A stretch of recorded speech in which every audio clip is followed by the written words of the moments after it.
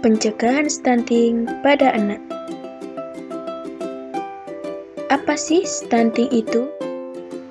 Menurut WHO, stunting adalah gangguan pertumbuhan pada anak akibat asupan nutrisi yang buruk, infeksi berulang, dan stimulasi psikososial yang tidak adekuat. Stunting bisa juga didefinisikan sebagai kondisi tinggi badan anak lebih pendek dibanding tinggi badan anak seusianya. Apakah anak perawakan pendek sama dengan stunting? Tentu saja berbeda.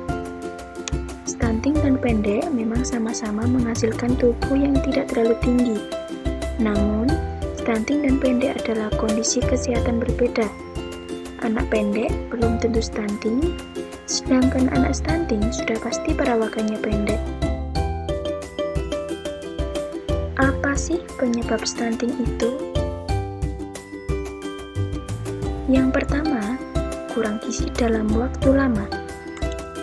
Tanpa disadari, penyebab stunting pada dasarnya sudah bisa terjadi sejak anak berada di dalam kandungan.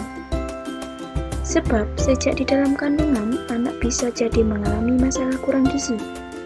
Penyebabnya karena sang ibu tidak memiliki akses terhadap makanan sehat dan bergizi, sehingga menyebabkan buah hatinya turut kekurangan nutrisi.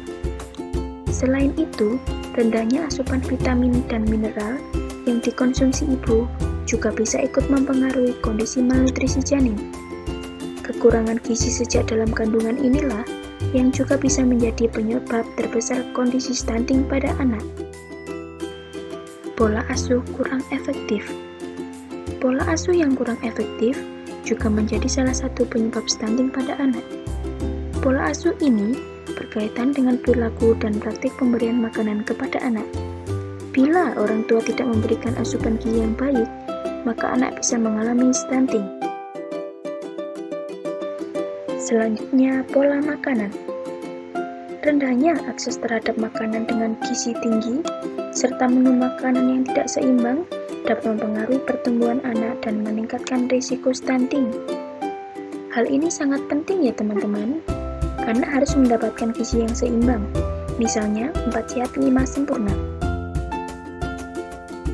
Tidak melakukan perawatan pasca melahirkan.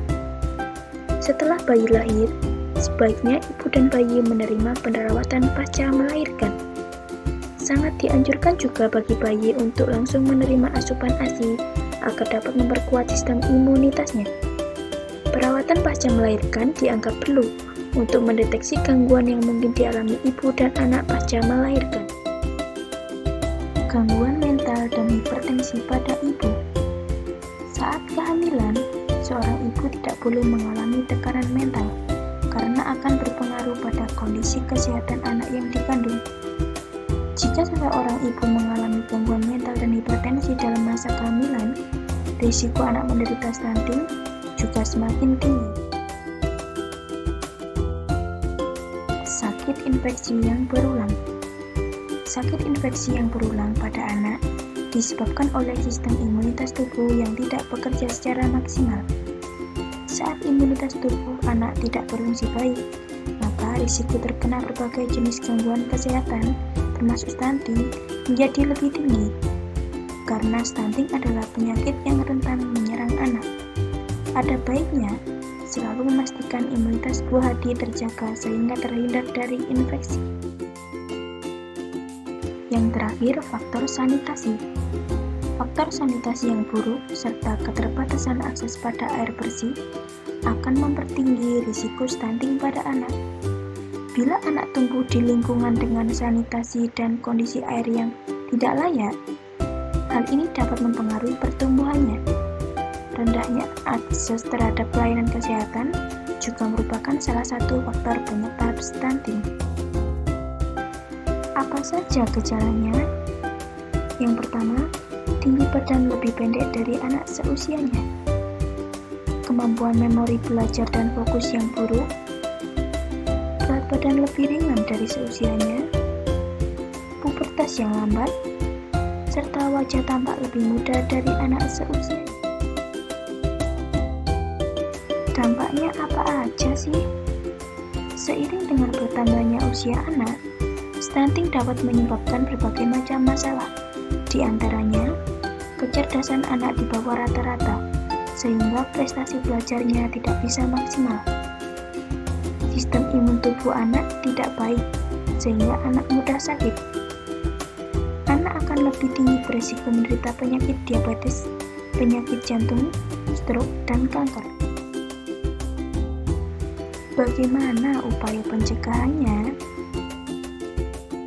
Berikut hal-hal yang harus diingat untuk mencegah stunting. Yang pertama, mengkonsumsi makanan dengan kandungan nutrisi yang dibutuhkan selama hamil. Yang kedua, memberikan makanan tinggi kalori, protein, serta mikronutrien untuk bayi. Rutin memeriksakan kehamilan, serta pertumbuhan dan perkembangan anak setelah lahir. Yang terakhir, menerapkan pola hidup bersih dan sehat, terutama mencuci tangan sebelum makan, serta memiliki sanitasi yang bersih di lingkungan rumah.